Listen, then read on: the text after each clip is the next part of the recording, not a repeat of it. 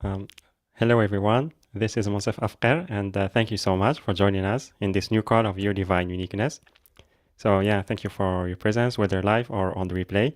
And also very excited that Sarah Ellingworth is back on the show. She was with us the last season, and yeah, I remember I received like really amazing feedback from some of you who, like, whether they listened to the call or worked with her one on one, and yeah, really amazed by the like her message first. That's how profound it is, and also the healing work that can be very powerful. And for those of you who are listening to her or watching her for the first time, she is a master energy practitioner of the healing arts, intuitive healer, and shadow work. And she does shadow work as well. And yeah, so the subject today is really interesting and really important for us is the gift of a trigger, a journey to spiritual maturity. And we know how triggers can be very uncomfortable at times, and but also we know that they hold gifts for us to um, to really embody more of our true self, our wholeness, and yes, start to engage with life as masters instead of reacting.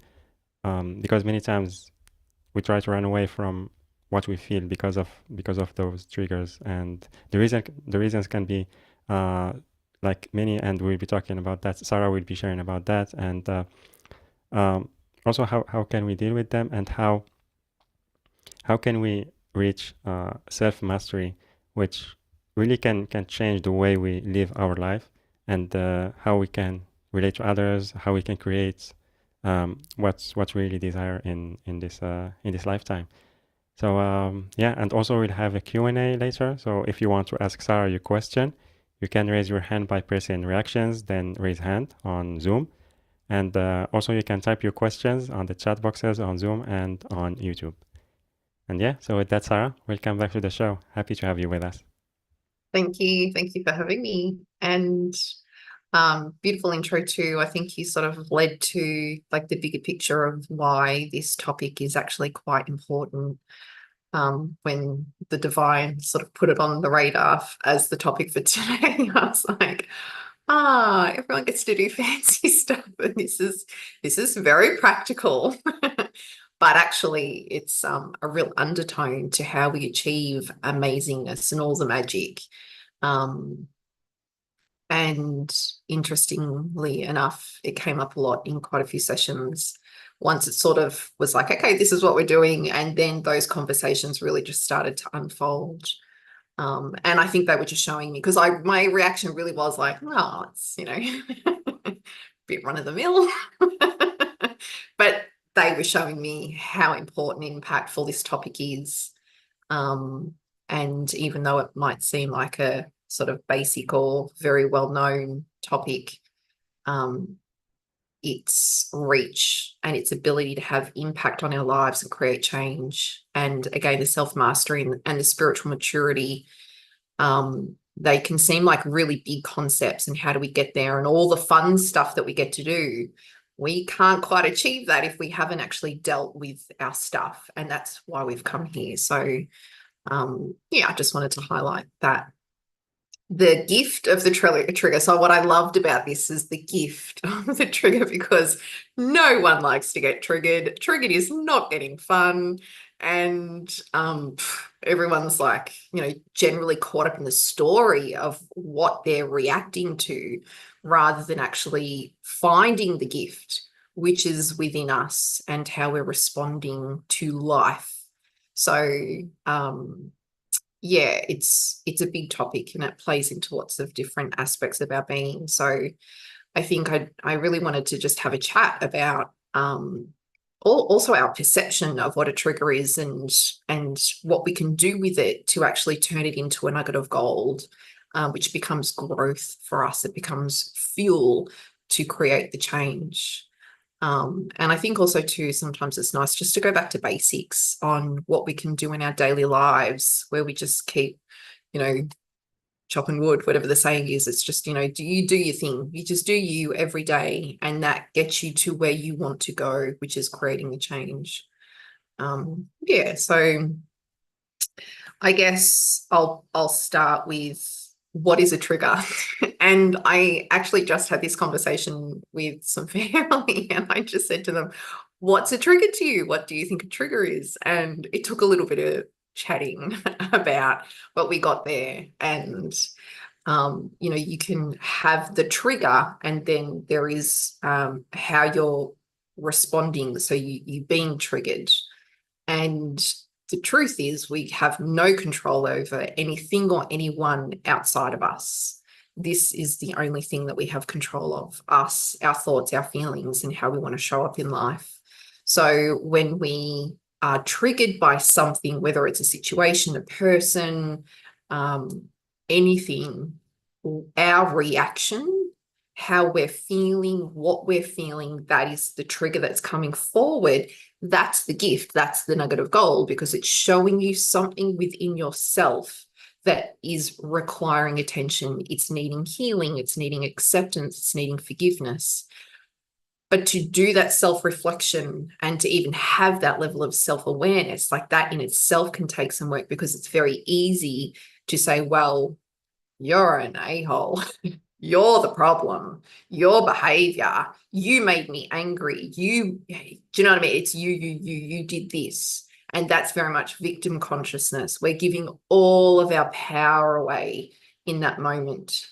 And how we're responding, that's us. So our behavior in response to the trigger, we're then showing what our wounding is, if that makes sense. So I sort of explain it to people. When people come to you, we've got a planet full of wounded people. It's going to happen. It's going to come at you. It's just a matter of how and when and in what way. And so when someone comes at you and their behavior is like, you're judging their behavior, that's your judgment of them. They're a mirror. They are simply a mirror for you. You have no control over what's coming at you. Yeah, there is a part of you, though, I do want to highlight, and we will get to this, like the part that has created this experience for you. So if you think you completely, you did nothing to create this, well, that's also an illusion. You have welcomed in this exchange. You've welcomed in this trigger for your learning. That's another really tough concept that I know a lot of people have really struggled with, because then it's like, well, why would I have created cancer for myself? Do you know what I mean? Like, why would I have created me getting fired? Like there's all of these perceived diabolical situations or experiences that created a lot of suffering. And their ego sense just goes, well, why would I have done that? That doesn't make sense. That's silly. I wouldn't have done that. So that's where we're constantly creating. We are co-creating our experiences every day. And we've made contracts and agreements with people and other souls to come in and cross paths with, to be our trigger. And that's, even on the grand scale, sometimes they can be the biggest, like they're the biggest things, or the biggest suffering, or the biggest upheaval. When those pieces happen in our life, there's always agreements and always contracts.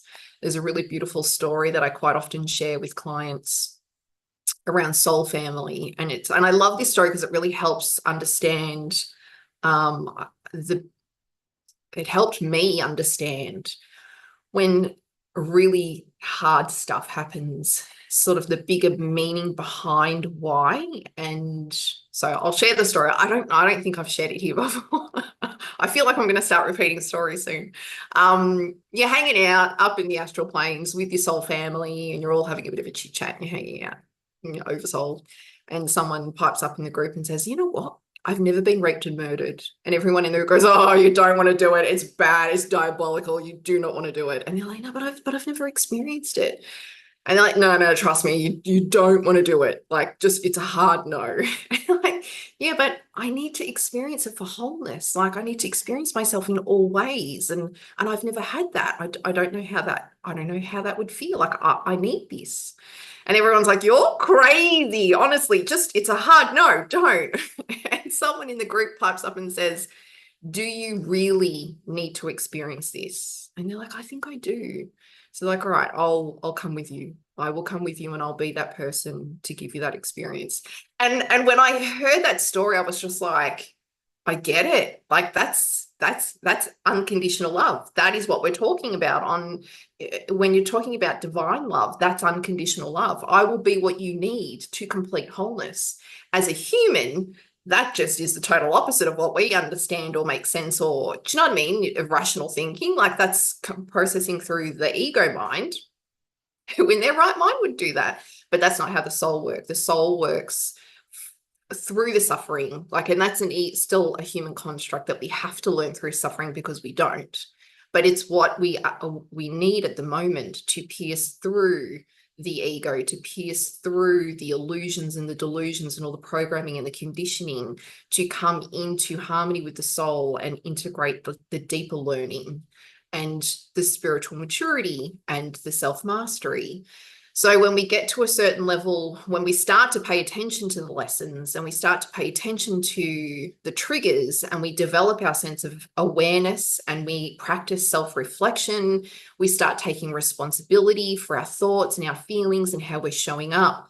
We start to move through the lessons with a little bit more ease and grace and wisdom. Wisdom develops, and so all levels of our being starts to evolve. And that is the process of ascension. Like that's what we're here for, self-mastery, that's ascension.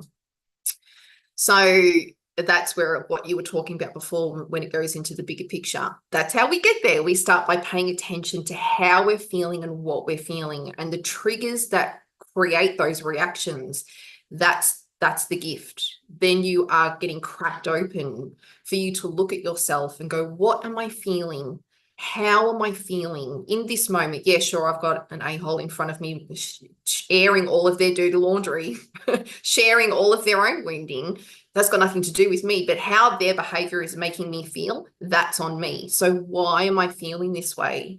And when you do that enough, when you so this is in a session, we track emotions and this is actually how we can do the unraveling and the healing. It's not by the story. I don't care who said what. I don't care what they did. Do you know what I mean? Even when we do past life work and I see the story, I don't care about the story. It's not about the story. It's about how that experience made you feel, that created the belief, that created the filter that you now perceive yourself and everything around you through. I want to know what the feeling was that you have created, how you've perceived yourself and life and the experience. That's what we want to unravel. So, and even still now, like with a lot of sessions, it's, you know, when you start to talk to someone and they're like, and we're like, okay, what are we doing? What are we working on? And they start telling me their story. And I'm like, well, that's the story. I don't actually care about the story. I mean, I want to know, sure, but people will get involved in their story and they'll get caught up in their story. And I'm like, it's actually not about that. How did that make you feel? And so then we start to track through the emotions, and then, you know, we'll go through the life stream, or we'll start unpacking the ancestral lineage. All of the frequencies that are starting to come through you now are showing the picture of the belief systems that we've created in how we experience ourselves and life on this planet or any other planet, and what reality we are now creating for ourselves. So the other piece to this is we want to learn the lessons. We want to understand what the lessons are, because until we do, that narrative is just running wild in our subconsciousness. And it's going to do that until we grab the lesson, we see what the lesson is, we lean into it, we learn from it, and then it starts to break down and dissipate, because we're like, yeah, no, I don't want to do that anymore. I don't resonate with this. So it's the healing process and the up-leveling of the subconsciousness, changing the beliefs, releasing the templates, the imprints, all the coding, everything that keeps you embedded in that way of thinking and feeling, that keeps recreating those experiences. So this is, again, another piece to the puzzle of how we evolve on in self-mastery and maturity. So sorry, I'm on a tangent. I did want to highlight, I find it really interesting, the concept of like self-mastery and then spiritual maturity, because I feel like spiritual maturity doesn't really get a look in. It's, you know, self-mastery is, you know, not a buzzword, but it's, you know, it's what we're all working towards. But spiritual maturity is actually something else. And spiritual maturity is the responsibility that we can take with it for ourselves, and the responsibility that we take in the creation of our life, and the wisdom, paying attention to the wisdom. Self-mastery, I sort of feel, is like the conquering. It's the conquering of the lessons and the ascension. And I did it good. But the spiritual maturity is actually like this piece in between. It's really beautiful. And I feel like so many people miss it because we want to, it's almost like that bypass piece happens so much. We want to move through the lesson. We want to get through it really quickly. We just want to get to the end. It's all about the end destination. And spiritual maturity is actually leaning into it, sitting in the lesson, being really present. It's the self-acceptance and the tolerance that we have for ourselves, and that compassion and tolerance that we can extend to another person. And I think one of the biggest pieces too is coming out of the right and wrongness of life, of everything, of the judgment. So when, you know, hard stuff happens, there was nothing right or wrong in that diabolical thing happening. It was the lessons again. What are we learning from it? What did I do to create this experience for myself, and why? What is this telling me about myself? And yeah, the spiritual maturity piece is actually really beautiful, and the accountability, but it's also the piece. There's a big stretch from developing self-awareness and stepping into spiritual maturity, the growth that needs to happen through that.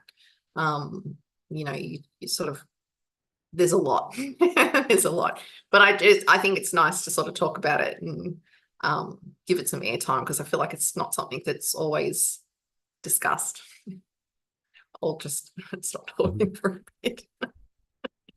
Uh, First, thank you for what you shared, because when you were talking earlier and also sharing the story about incarnation, and I'll just say like somehow I started feeling gratitude to people who triggered me in the past, even if it was very challenging, because what you said really shift the perspective about those experiences, like in like totally it's and and also it's somehow it's freeing. It helps to have more freedom, because if we chose those experiences, we also have the choice to uh, how can we react to them.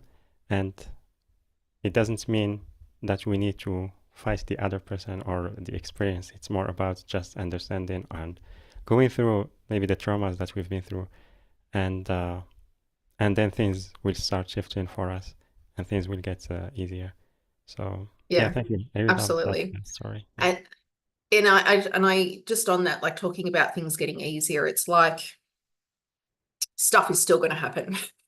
The diabolical stuff is like, it's life. We've chosen to come to Earth School, and Earth School is the school of hard knocks. So it doesn't mean stuff isn't going to happen, but we are able to move through it with more ease and grace. And one of the things that one of my favorite things about this whole process, and really leaning into it, the spiritual maturity, all of it, is that you actually move through that stuff so much faster, like so much faster. And actually a lot of things accelerate in the process and the unraveling. And so now when I have hard feelings and I'm processing those hard feelings, I actually shift through it in record time. And I don't mean to. It's not, I'm not trying to do that. I literally am just being present with my hard feelings. But then I'll wake up the next day and I'll be like, oh, great. Like, I was on the floor yesterday. How did I get here? And so I'll do a check-in. I'm like, no, actually I'm pretty good. And you don't hold on to things, and things shift so much faster, which I'm so incredibly grateful for. That was an unexpected surprise for me.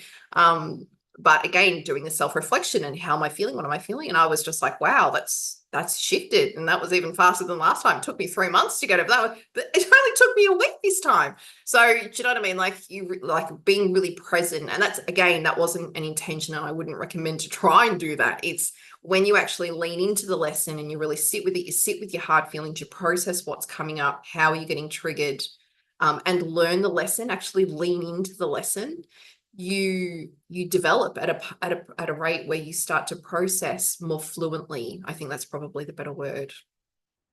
And that what you highlighted with that story is actually one of the things that it did for me. It allowed me to have so much more compassion and space for the hard stuff, and to understand why some of the hard stuff happens. And when I say hard stuff, you know, there's people out there that have, I've been pretty blessed in my lifetime. I haven't experienced very physical traumatic experiences, if that makes sense. I've certainly had my fair share of trauma, and trauma is, you know, relative to the individual, you know, but I want to acknowledge the people who have really had deep suffering. And that's not to say I haven't, in another lifetime as well. Do you know what I mean? I think that's another piece too, is when you learn, when you lean into the lessons, and each incarnation you have, you don't have to repeat it. But do you know what I mean? It's the same even in this lifetime. You learn a lesson, and instead of it becoming a boulder on the road that you can't get around, it's just a stone in your shoe, and you kick it out. It's done. Do you know what I mean? So the next incarnation you take, it's all out of those 100 lessons, and I picked 50 for that lifetime, I've only got a 20 over here, and it's reduced. Actually, the intensity of that frequency is far less. So that's another bonus. But yeah, it helped me definitely to understand why certain things happen that are sometimes very difficult for the human mind and the ego construct to really reconcile. Yeah, so it's a beautiful story. Yeah, yeah, it is. And also, what I noticed also from my personal experience is our our way to approach triggers, like, changes when we give like that experience like more importance. When we feel that uh, coming back to our wholeness is so important, then like I started just feeling I don't want to run anymore. Uh, because before, like, whenever I was triggered, I tried to maybe to numb that feeling, but later, because I knew when I started uh, in my spiritual journey, and when I started noticing some kind of shift, I really knew that this is so important. And when something is important to us, we create time for it. We like we create space for that transformation to happen. Mm.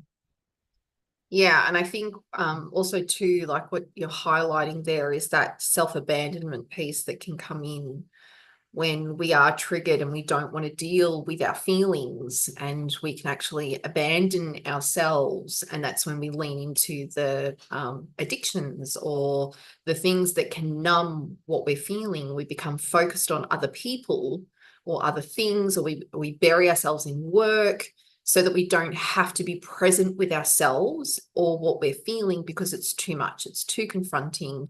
It triggers too much fear and trauma. And, you know, like, gosh, just go and look at the world that we live in. It's full of separation, and that's what it's being programmed towards, separation. And when you do this work and you really are with yourself, you're present with yourself and how you're feeling, and you come into alignment with your wholeness, that is coming into, like, that's connecting into yourself, connecting into divinity, connecting into your wholeness and your oneness. And again, that path of self-mastery and ascension. So it is hard because the world is not wired for you to be connected. You are being programmed to be disconnected because you're easier to control in that sense. So you are really trying to swim upstream in doing this work. And it takes a lot of courage.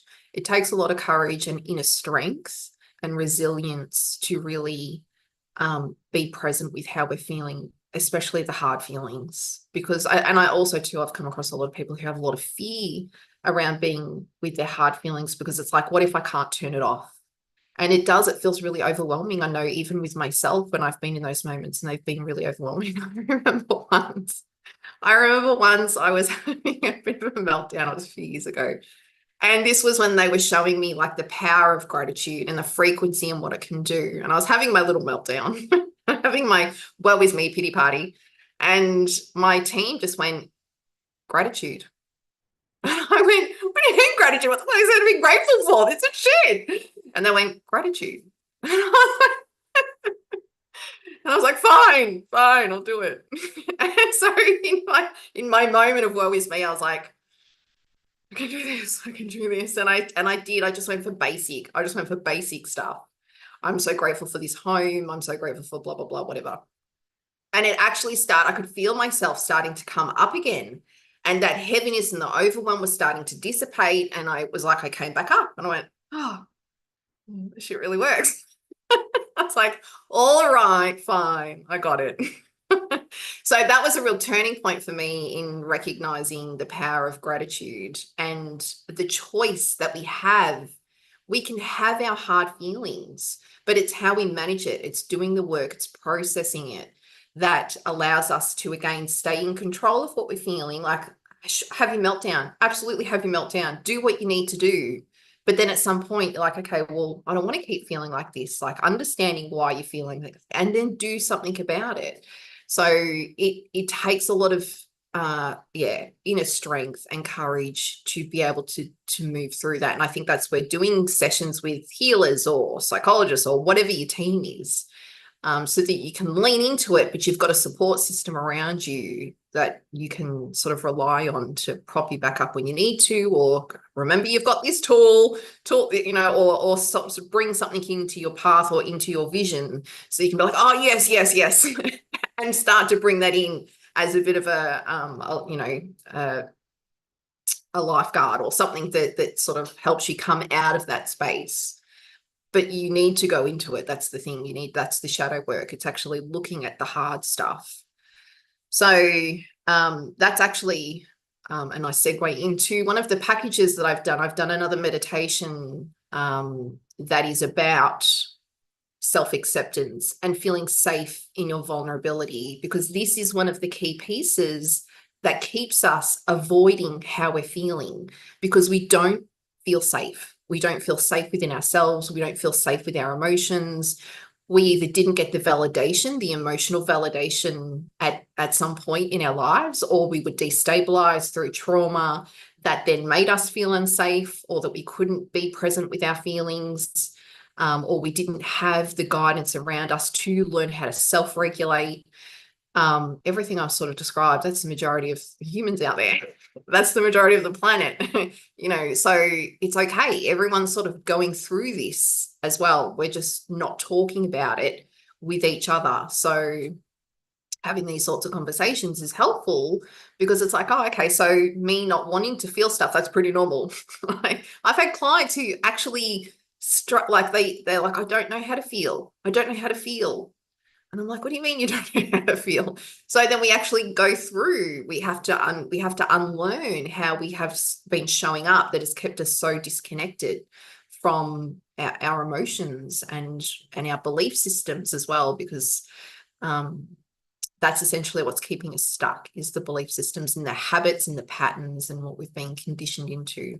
And that's not to say anyone's at fault. That's not to say, do you know what I mean? Like, I really want to highlight who you've chosen to incarnate through. Again, if they're your triggers, that's a gift.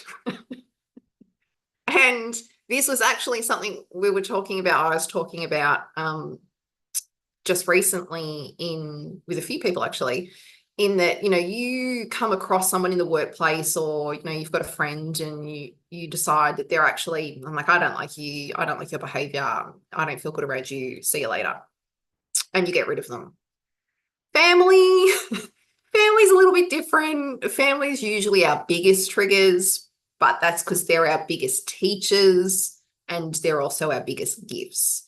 So it's not as easy to get rid of them, but in saying that, like, if that relationship or that dynamic is unhealthy, toxic, detrimental to your mental or emotional health, then absolutely you need to distance yourself.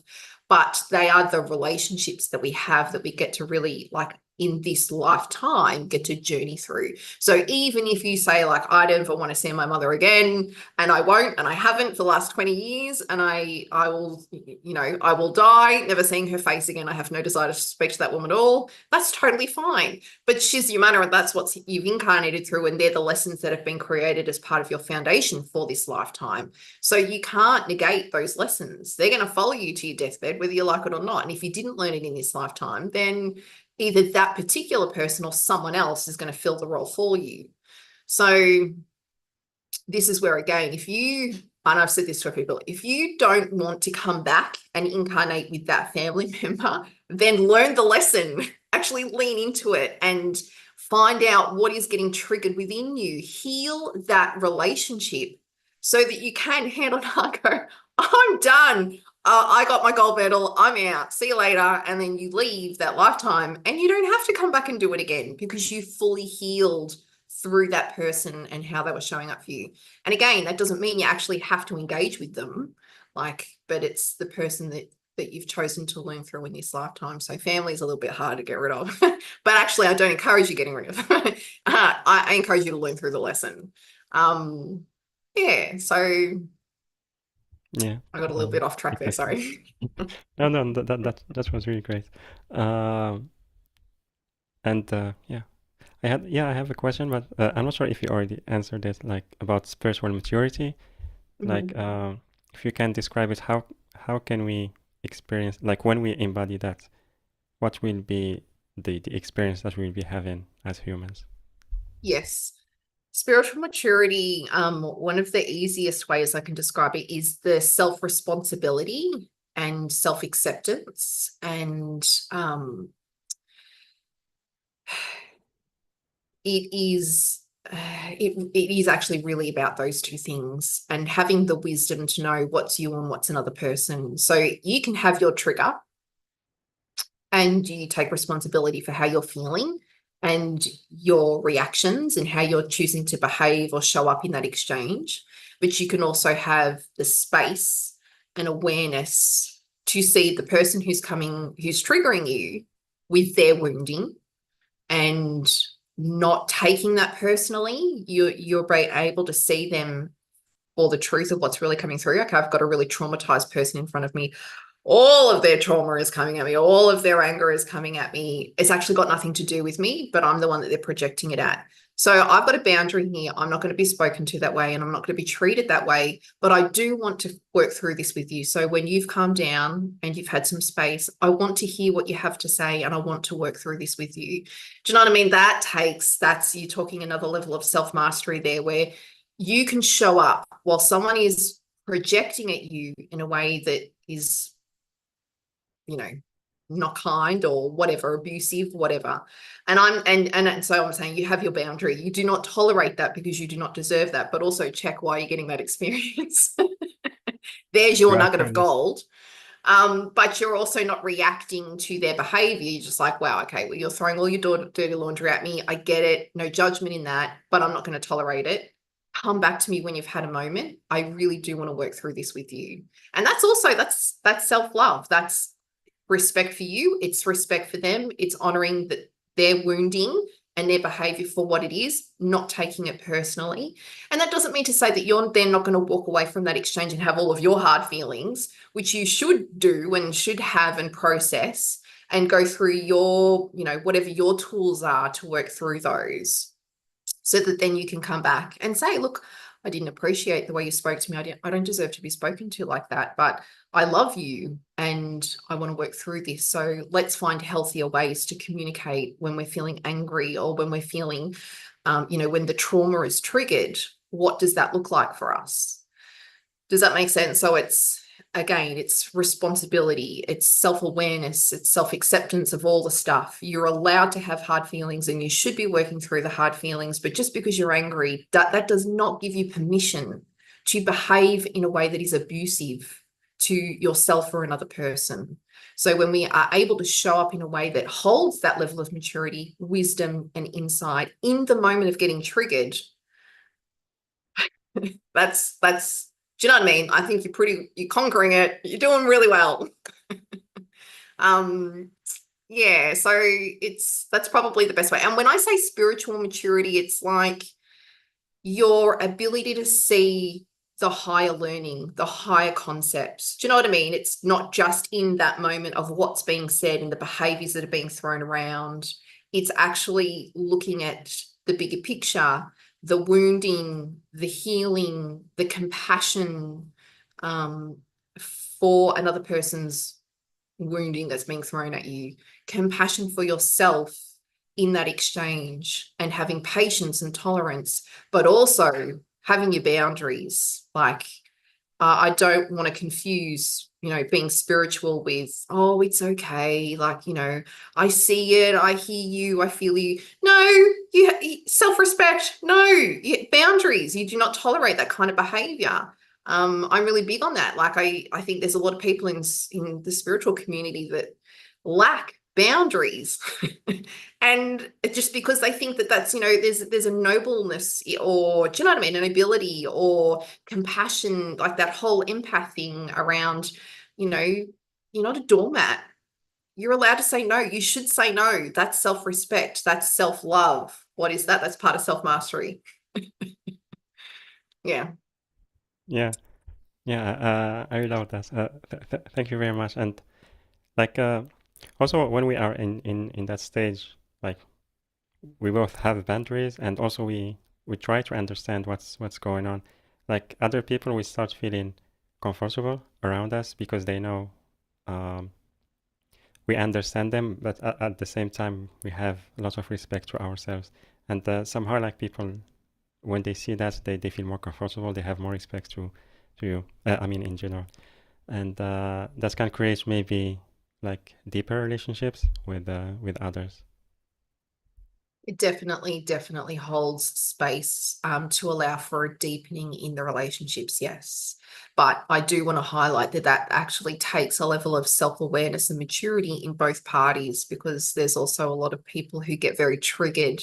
When you are very present and aware, and you have the capacity to hold space for everybody's wounding, yours and someone else's in the moment, that can actually also be very intimidating, and that can be very triggering for other people as well. So I think the other piece of, like, when I talk about boundaries, is knowing those people are not your responsibility to fix. As an empath, it's not your responsibility to heal them or support them through that moment. Do you know what I mean? It's like you can show up, but you can only help people who will help themselves. Do you know what I mean? And really, it should be about you embodying you and doing you to the best of your ability. And that is an example that creates space and permission for other people to do the same, with maturity, with self-awareness, with kindness and compassion and respect. So I think I really want to make sure that I'm highlighting boundaries, Yeah, boundaries. yeah, Um, because it's by no means permission to tolerate poor behavior.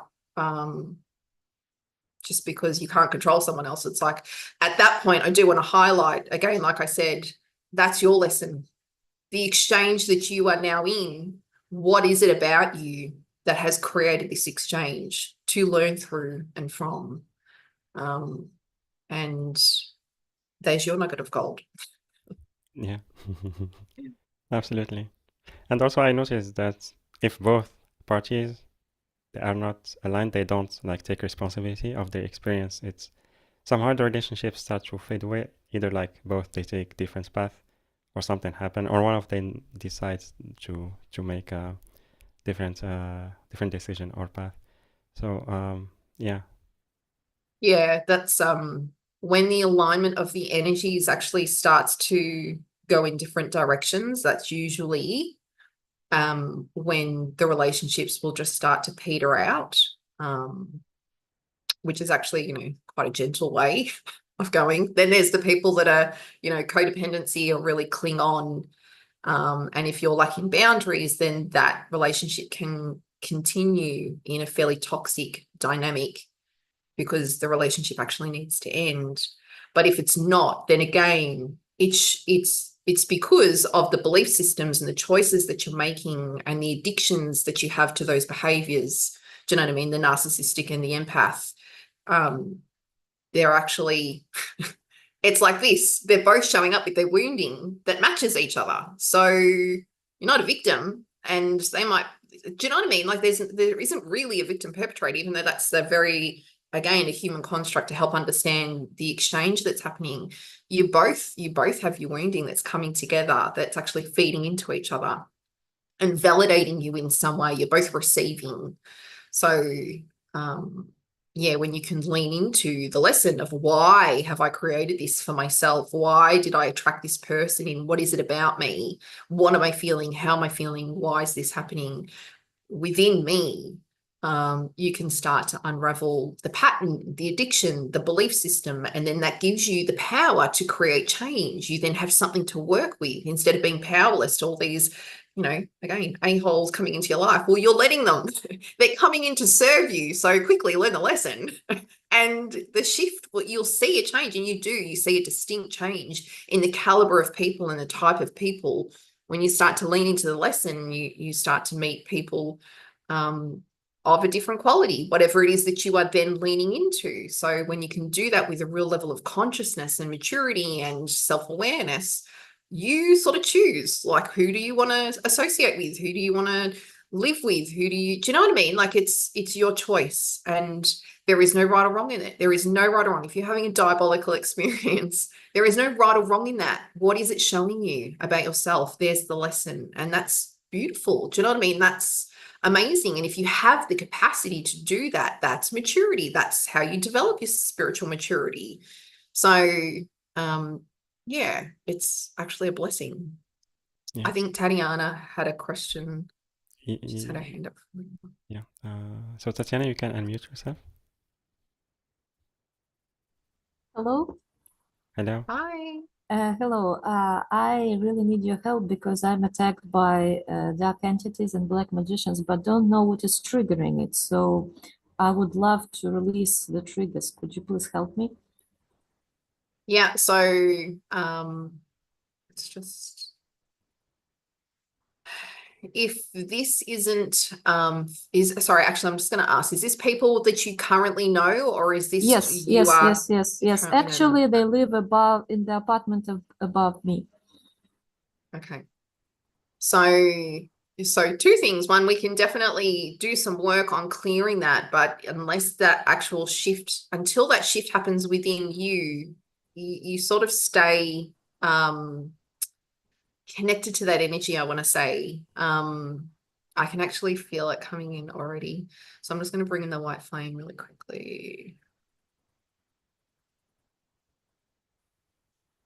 So for the purpose of the podcast being around triggers, what I would say to you is actually look at, like, how are you showing up in this exchange? How is this making you feel? The story, you do need to look at the story here so that you can go, okay, well, this is what happened. How is this making me feel? I can feel the powerlessness Yes. in within you as well. I'm just bringing in, you do actually, there's a vortex within the center. There's energy pushing into your apartment building, into your apartment.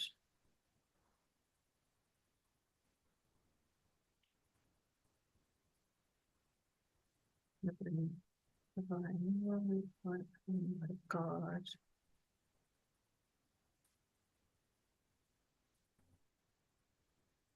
So Saint Germain is actually coming forward.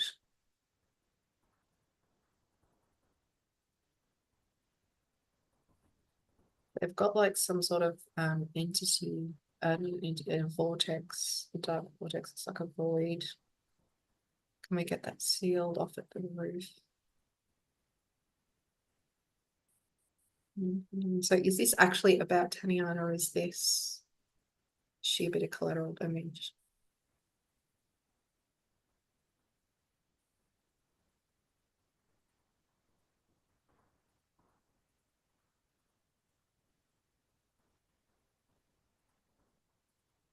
It's a little bit of both. It's like whoever was there so you're a little bit like collateral damage, but also too, it's like the right hook for you, like for what you're holding. So it is actually a little bit of both. I've just moved that vortex up into their apartment, so it's just sitting above your roof, and there is a lot of pretty dark energy actually. So I'm just going to bring in this one. Release all contracts, those spells and agreements, disintegrate, eliminate spells through the roof.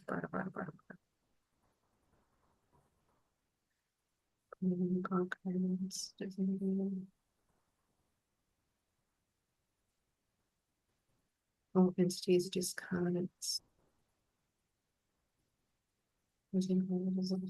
Diana's being release, including all contracts, those spells and agreements. Breaking it down.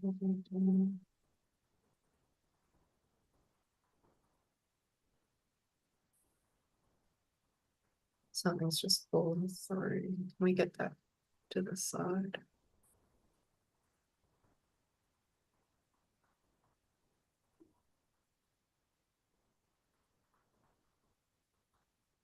Are you in the apartment at the moment, Tatiana? Yes, yes, yes. And actually, I can feel that there is an implant in my upper neck that it's like a chain that is going from my upper neck to the dark entity.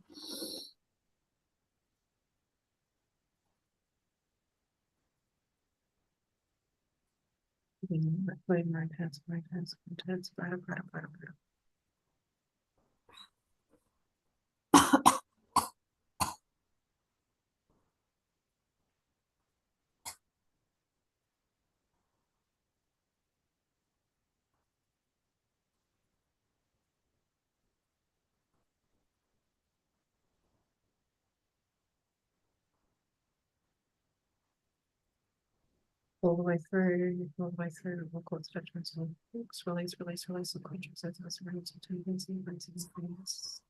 disintegrating the next spell. And then now we're going to take this bit of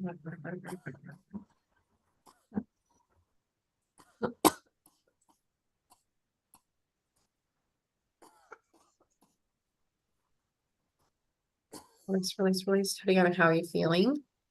I'm coughing. Yeah, it's I feel like someone is choking. Yeah.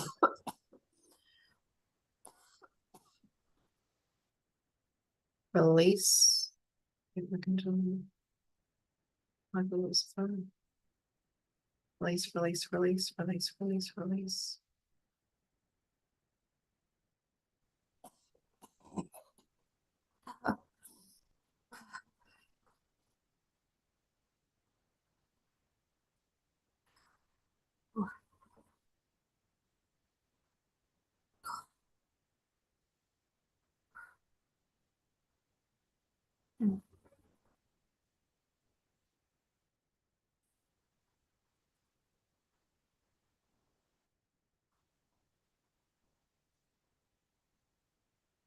All influence devices, mechanisms, activities, like spines, release.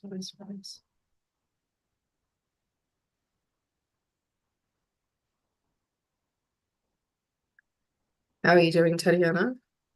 Oh, better. Thank you, better.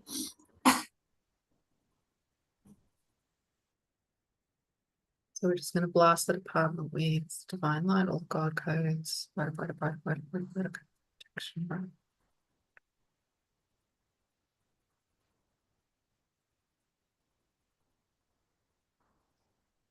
We're just going to anchor that apartment with Christ consciousness into Mother Earth.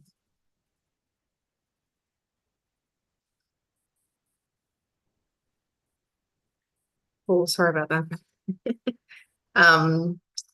Yeah, I would be looking at what it is triggering within you, and that sense of powerlessness has to shift. Like you have to really reach for the part within you that's going, okay, what am I doing to create this? What belief am I holding that? And it's very much about that state of feeling unsafe. The world is unsafe.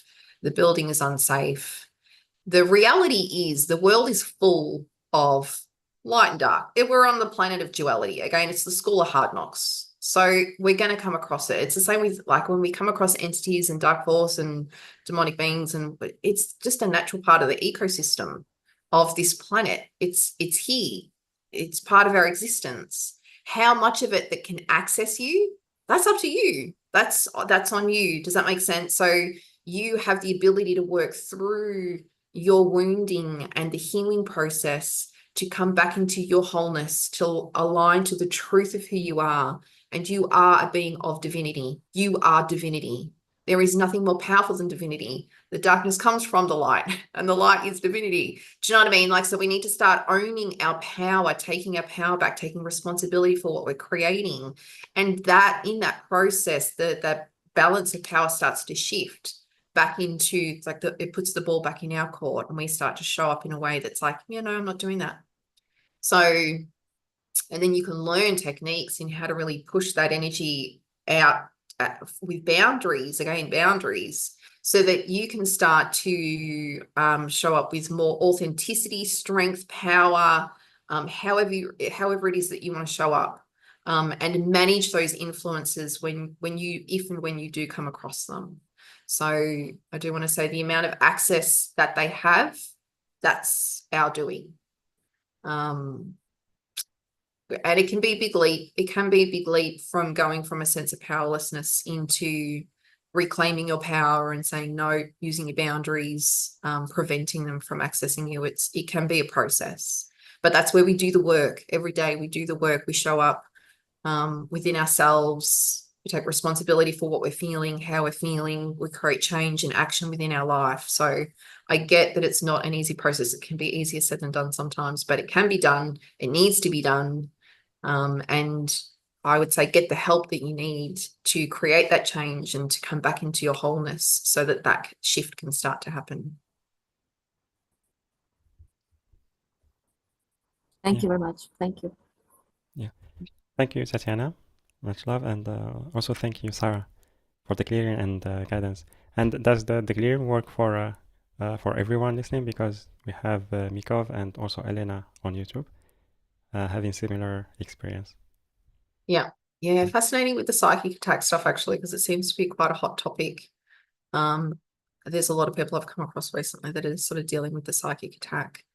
And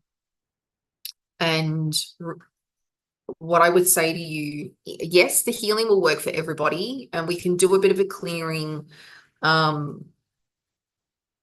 The topic that I really wanted to cover was sort of feeling safe in our vulnerability so that we create more space within ourselves to go, okay, I can sit with the hard stuff. I can actually be present with what I'm feeling and how I'm feeling in order to start navigating a way forward. Psychic attack is definitely a topic in and of its own. Maybe that can be my next one. Yeah. Is psychic attack. I'm like, oh, all the bad that would come in.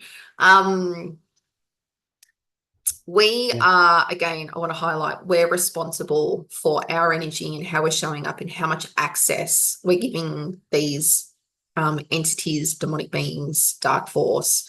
And I think I sort of touched on that last time I was here. We were talking about how they can access us. They can't create anything in our being. They're not doing anything to us. They're just taking advantage of the opportunity that is there. So when you remove the opportunity, then there is nothing for them to get at. Therefore, they will have zero interest in you and they will go somewhere else. So that's the very basic equation. The reason I asked actually for Tatiana was, does she know them? Is it in this lifetime? Because quite often you can have psychic attack from off-planet, previous incarnations. The self-sabotage piece, actually, when we do the healing work and then it holds and then it reverts back in a couple of days and we're all like, what the hell? That's generally an aspect of us that is actually in alignment to a different narrative that's creating access for dark forces or psychic attack to come in. So just to add another level of difficulty, you might know them, you might not. But you can actually treat it all the same. You, again, coming into alignment and wholeness with yourself. removes the opportunity, it removes the access. So one of the things that we can do, and actually this might even be like a little activity that we can do right now, is embodying your light, embodying your power. Now, when you are actually, I will share this just quickly. If you are in the midst of psychic attack, in the moment, and you're like, I don't know what to do, and you're having a meltdown, generally you can do a few things. Pray to God, just call out for God. If that's the only word that you can muster, God, just repeat God, God, God. You can repeat help. You can just whether you do it out loud or do it silently, help, help, help me. I need help, help, help, help. The divine are literally standing on the sidelines waiting for you to ask for help. So in that, I've had several experiences where something's coming, even if I'm in an astral realm, and I've had to come back to my body because there was something climbing on me or on the bed. And I'm like, what is happening right now? And the first couple of times it happened, and this was many years ago, I literally shut my pants, excuse my French, but it was so phenomenally scary to physically feel something climbing on you in the nighttime on your bed, and you're like, what the actual hell? And that actually instinctively, that's just what I did. I didn't know, no one had shown, I didn't even know this was an experience. And I just prayed like it was no one's business. And actually the thing started walking backwards. It just started walking backwards off my body. And I was like, get the fuck out. Excuse my French. Yeah, So I knew from that exchange, like that moment, I was like, okay, just scream for help. And I didn't physically scream, I was praying to God. And anytime, I think it's a very natural and instinctive reaction. Anytime something's sort of going sideways, we pray for help.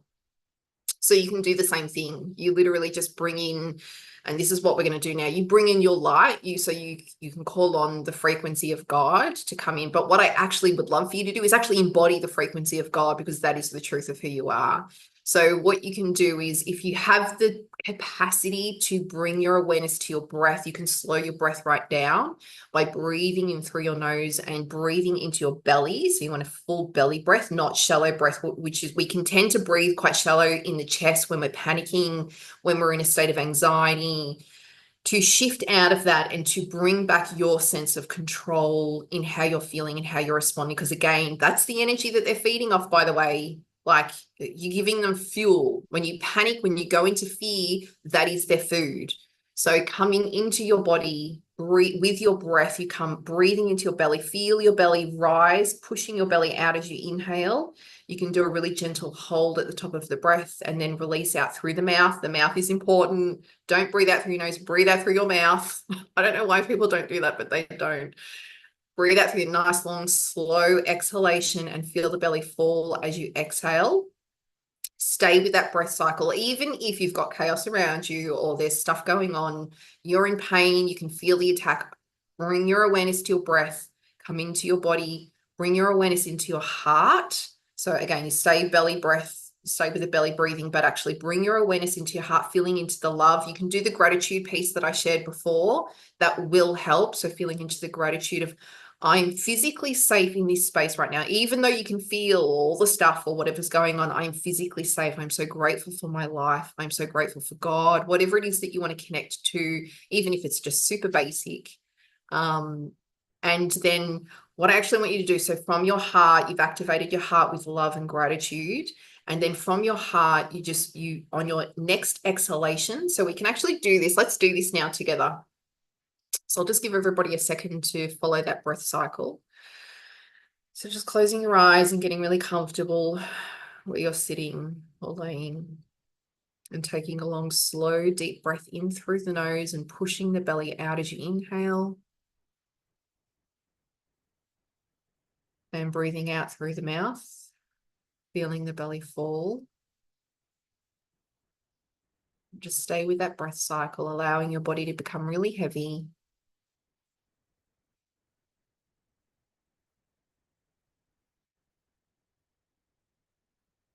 If there's any tension or tightness, just having an awareness, feeling into your hands, your arms, your neck, your shoulders, feeling into your buttocks or your thighs, anywhere where you're still holding tension and tightness, just letting go with every breath, becoming heavier and heavier.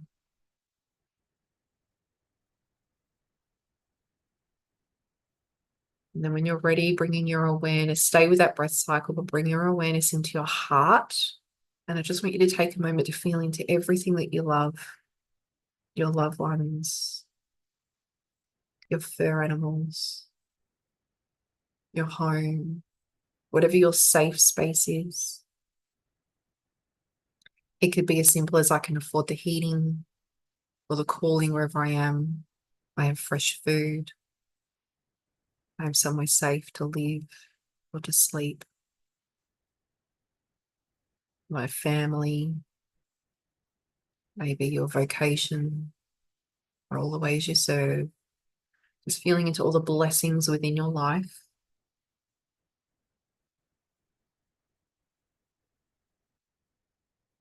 And then when you're ready, on your next exhalation from your heart, I want you to breathe a beam of light out through your crown.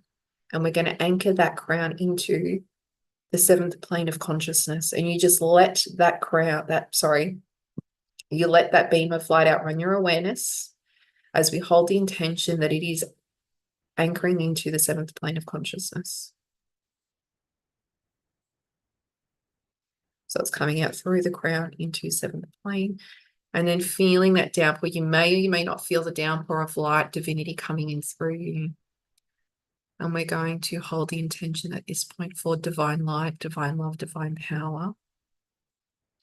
Pouring in through the crown, filling your whole being, flooding your brain, your throat, pouring in through your chest, your shoulders,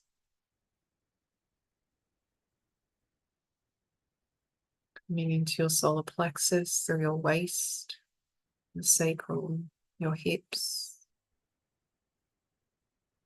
Just feeling this downpour of light washing through your whole being, through your base, your legs, coming out through your feet, flooding the base chakra.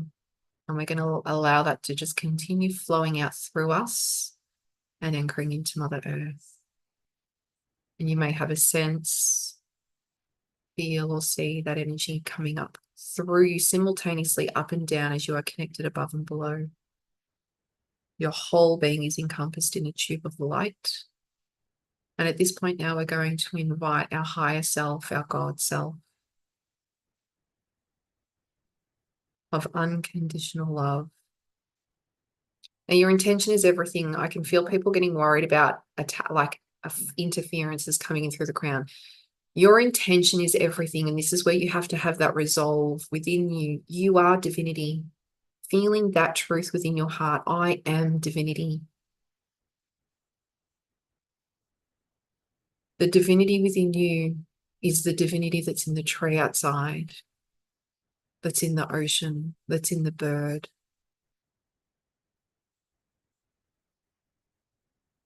The creation that created you, that created the grass outside, is within you and all around you. And your intention is everything. Your command is everything. That is your power. That is the truth of who you are. So just feeling, it's like you can do it as an invitation. I invite my higher self, my God self, pure divinity,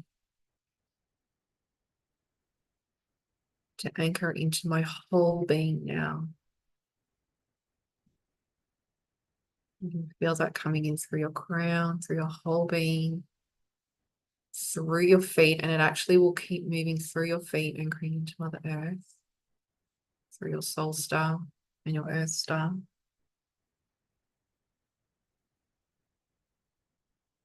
And just breathing into this connection, breathing into your power, breathing into your wholeness. And at this point, you can actually ask your higher self to heal any aspect of you where you are giving your power away, any aspect of you that is still aligning to a lower frequency of shame or guilt, self-hate, fear, whatever it's coming up for you. And I'm going to bring in the white flame to disintegrate, eliminate, expel all contracts, 1,000 grams, all frequencies of fear, shame, guilt, smooth it out, disintegrate, eliminate, expel, hopelessness, powerlessness, frequencies of trauma, unresolved trauma, survival trauma, all contracts, 1,000 agreements. Just going to dislodge that. All implants, devices, mechanisms, and activators of survival trauma. Release, release, release, release, release, release, release, release, release. All those information, the brain, through the nervous system, spinal cord, brighter, release, release, release, release, release, release, release, release, release. All discarnates, all entities. Is it different? Into the frequencies, identify powerlessness. Praise.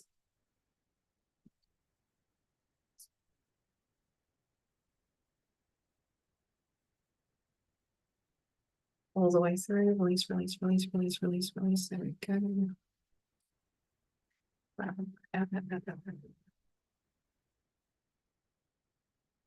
Through to the void of their being, all the way through to the void of their being. Release, release, release the emptiness, the feeling of being unsafe. Release, release, release, release, release, release. Oh, come on.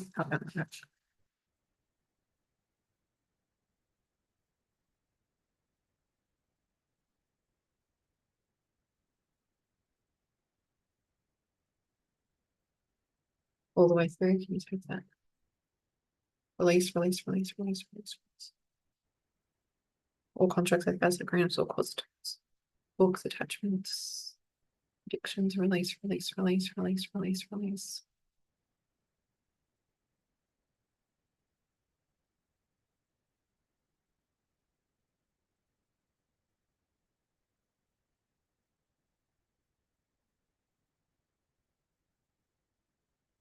Right.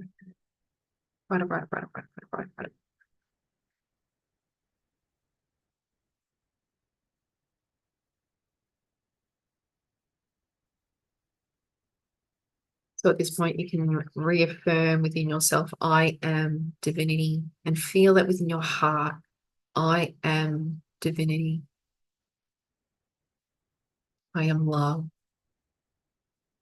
I am divine love, divine light, and divine power. And I am prepared to take full responsibility of my power.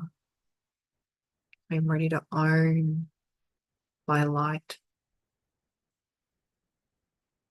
own my truth.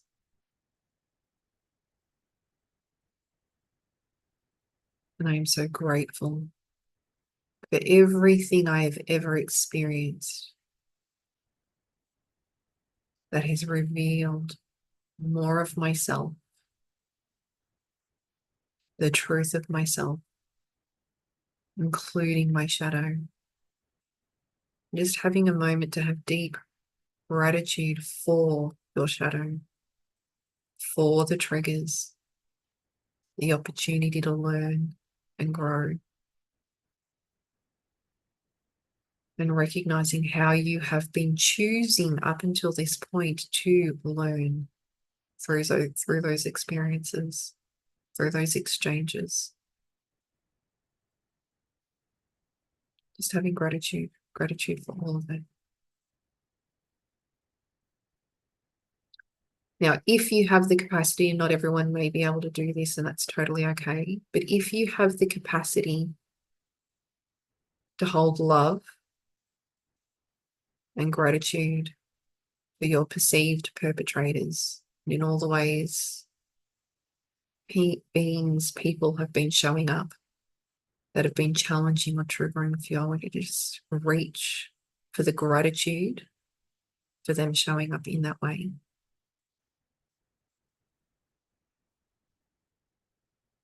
And as you hold love and gratitude for the lesson, you actually extend that to them. You wouldn't have had that lesson if they didn't show up in that way for you.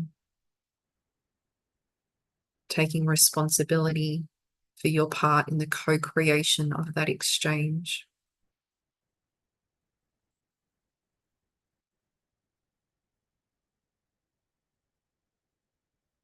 And you can also take a moment to reconcile. I don't want to keep learning this way. I don't want to keep learning through the suffering. I don't want to keep learning through the hardship. I don't want to keep learning through the lack and limitation. So I am going to recognize my wholeness.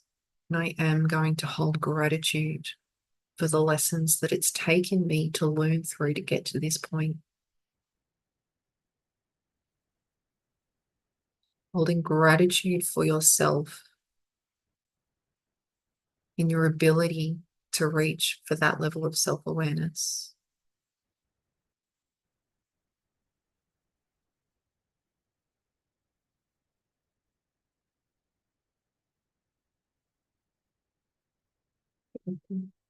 So when you're ready, bringing your awareness behind your eyes, coming back into your body, back into the present moment. Just doing a little bit of a check-in, seeing how you're feeling, what was triggered, what has shifted, what is now even more further in your consciousness, like what's really come to the forefront of your understanding of what you've been through. And if anyone wants to share from that experience, by all means, if you've got a question about what we just did. Yeah, so everyone would love to hear feedback. And for me, it was like the main characters that triggered me, like showed up. And Sorry, what was that? I didn't quite catch that. like the main characters that's in the past like triggered me, they showed up. And it was like an opportunity to feel gratitude to them, Mhm. but at the same time, like keep the boundaries, like you mentioned earlier, and understand it's like it's a reminder to be in my power. Like I have Mhm. that choice. Yeah, we have Yeah. choice all the time. Oh, God. Me, Mikov wrote, "Thank you so much. Feeling light." Beautiful. Svetlana, I am still feeling interference from the trigger in my body and energy system. Yeah. I would say with the psychic attack stuff, I think that really warrants like a full session. So if you've got someone around you or someone that you work with, there is one of the packages is that you can do, I think package A is a 30% discount on a one-on-one.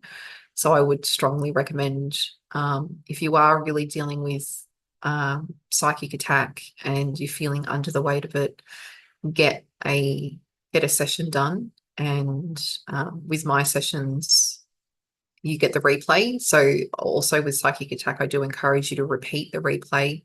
It'll keep thinning out the frequency.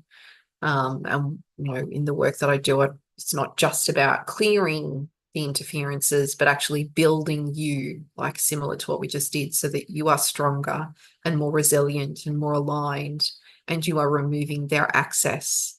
So it's putting you in a state of feeling more empowered and maintaining your boundaries and really being aware of how you're showing up in a way that's created this exchange so that you can create something else. So yeah, that's what I would definitely encourage you to do, Svetlana. Tatiana, she wrote, "It was great. Thank you so much." And also Elena, she feels much better. Thank you on YouTube.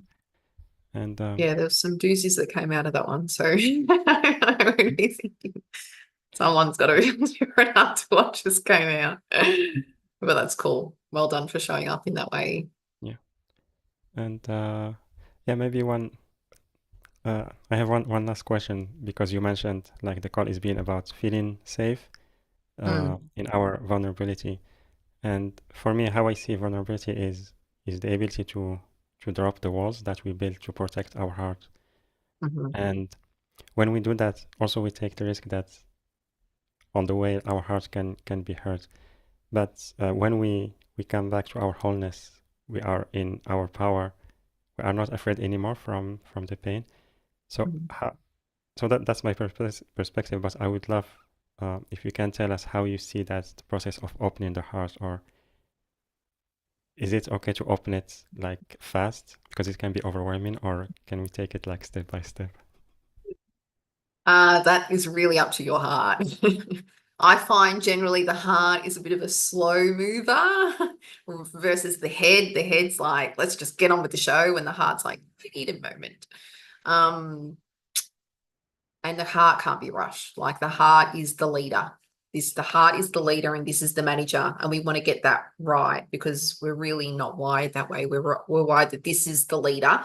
The head and the mind and the mental body makes the decisions, and the poor heart is just sort of getting slapped around, and that's when we become disconnected because we're not actually connecting into the truth of who we are, and it's in here.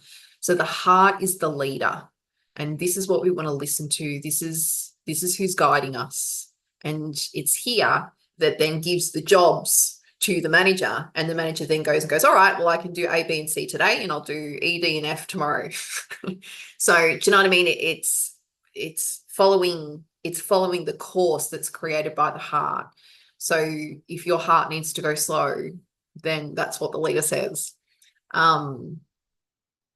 Yeah, it's not just about others though. Like when we talk about vulnerability, it's actually, in this particular case, it's actually allowing yourself to be vulnerable with yourself. And this is when we're talking about confronting how we're feeling instead of numbing it, instead of avoiding it, instead of abandoning ourselves, is actually being present with the truth of what we're really feeling.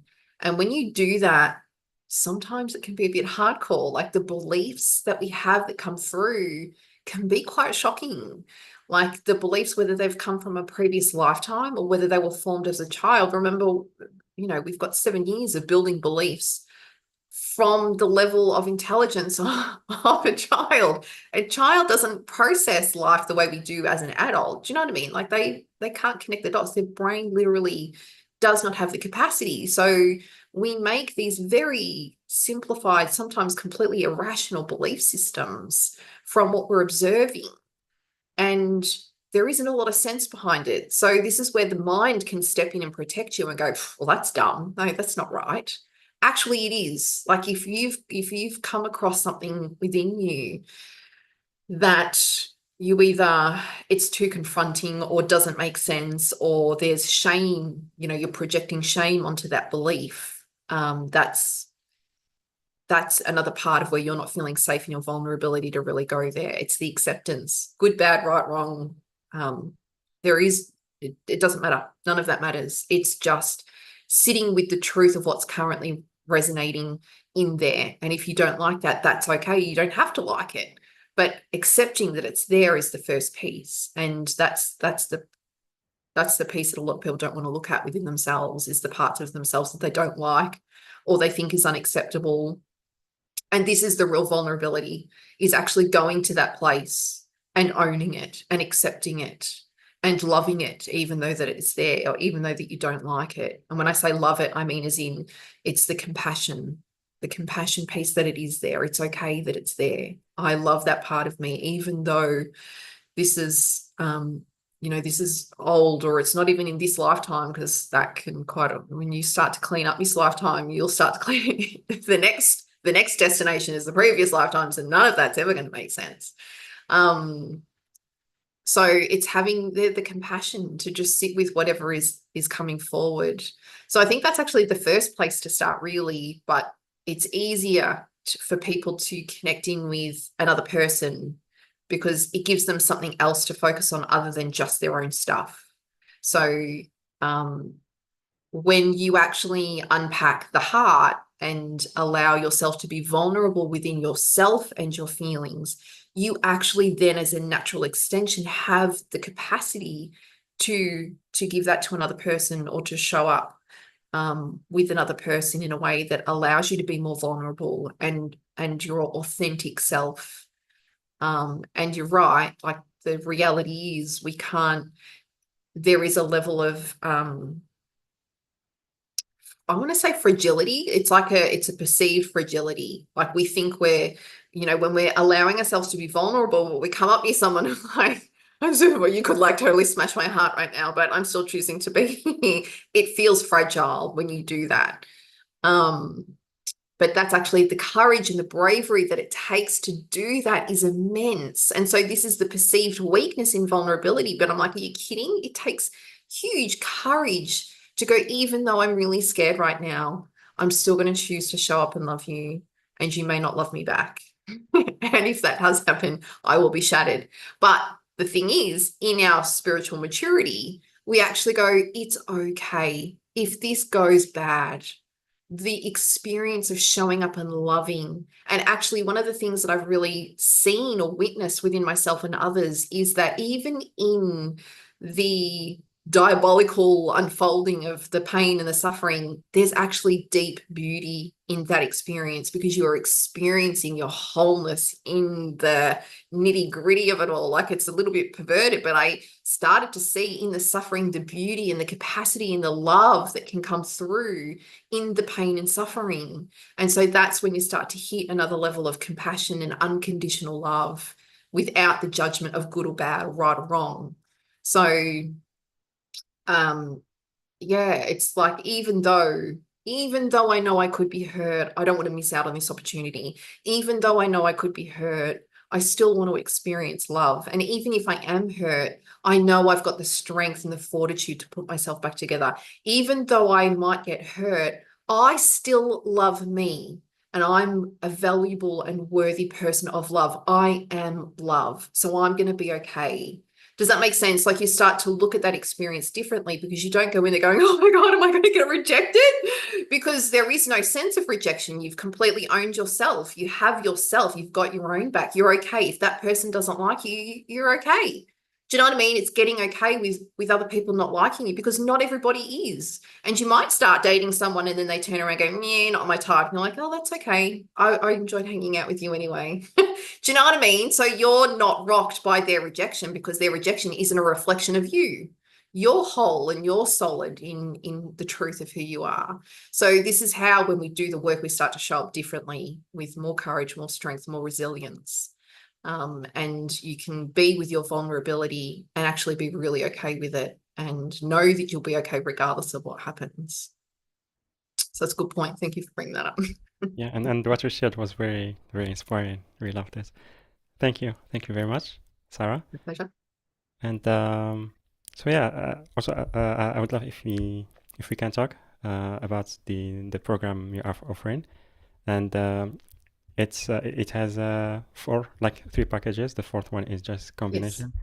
So it's like one-on-one 60-minute intuitive energy clearing session, and there is a bundle of three group clearing sessions in December, and then the meditation he talks about the about self-acceptance, subliminal meditation.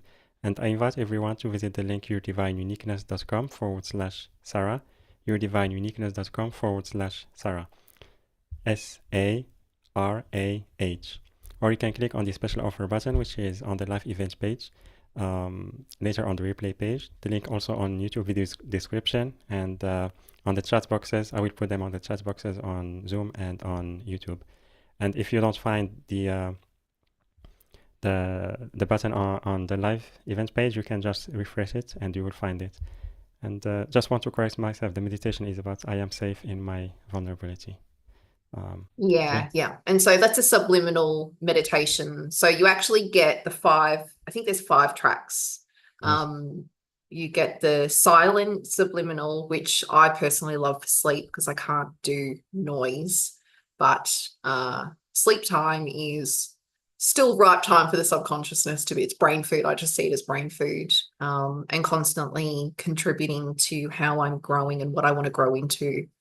So the silent subliminal was good for me. And I know it works for a lot of clients who are the same, in the sense that they can't have sound when they want to sleep, but they want to listen to the meditation. I say meditation, but it's a subliminal track.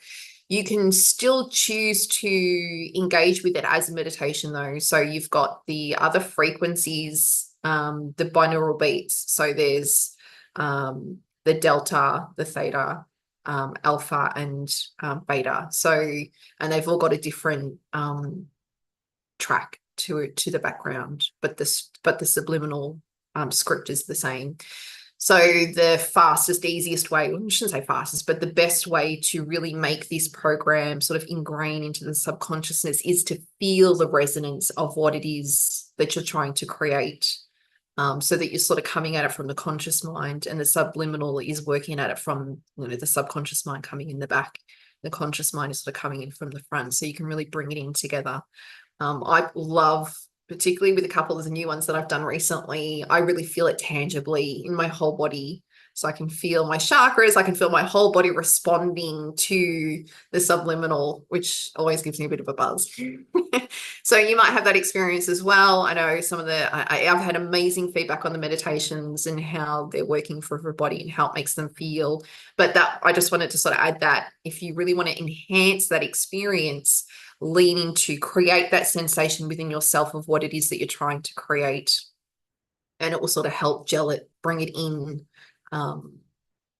more fluently, a little bit faster. I don't know if fast is the right word, but it helps anchor it in, helps anchor in the new program with just more fluency, grace. I don't know.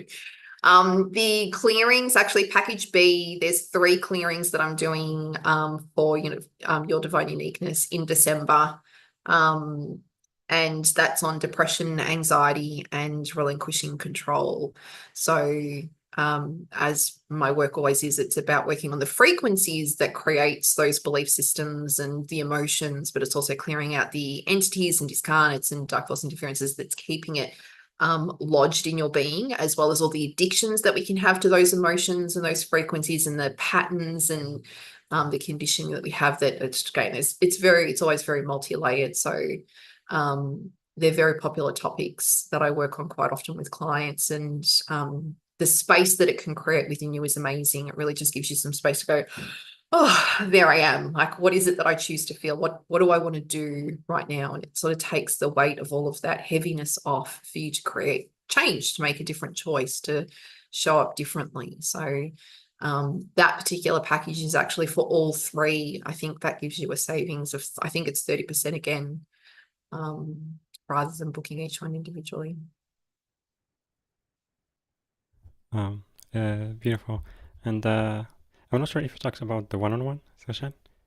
Yeah, the one-on-one. So that's it's a 60-minute private session online. You get the replay, and that's also 30% off for the 60-minute session. So yeah, I think I mentioned before, if you've got some stuff going on, particularly with psychic attack, then a session really is sort of ideal, so that you can get some really directed and targeted support in shifting those frequencies. You get a whole hour of it. But we also work on your energy to build it and strengthen it, and what you can do post-session to really support yourself to get out of that hold. Oh, you're on mute, Monsif. Yeah, Zoom just wrote that. Gave me the yeah. So thank you so much, Sarah, for My absolute pleasure. Thank you so much for having me. It's also been a joy. you wanted to share about your you just launched your website. Yes, I have a new website, which has been a labor of love, to say the least. So by all means, it's just sarahellingworth.com. Nice and simple. The meditation range will be there, the group clearings are there, all the stuff, and information about the work that I do. Yeah, so by all means, please check it out, and yeah, hope to see you all soon. Yeah. So yeah, congratulations for the new website. Thank you. And again, thank you so much for everything you shared today. Really love this. It was very, very inspiring. The subject was very important to all of us, and I'm very grateful to you for that. Thank you. And also everyone, thank you so much for being here with us today. Thank you for sharing the space and time, and for the questions, the comments also. And yeah, again, you can find Sarah on her website, and also you can find the packages on the yourdivineuniqueness.com/Sarah, SARAH. And also the links are everywhere, like in the live page, replay page and YouTube description. And yeah, so with that, everyone, I'm sending you so much love, and I will see you on the next call. Bye bye, everyone.